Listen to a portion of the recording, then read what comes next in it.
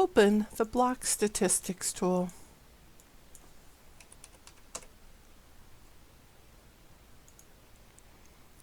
Use the same inputs as for the Focal Statistics tool. Land cover. Name the output LC-var block.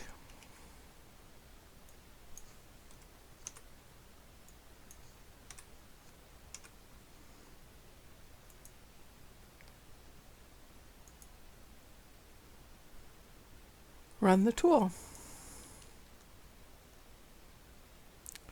Change the color scheme to match LC-var Foc.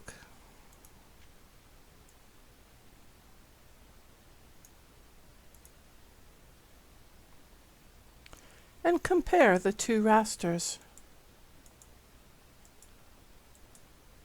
Then turn them both off and collapse the legends, leaving only land cover turned on.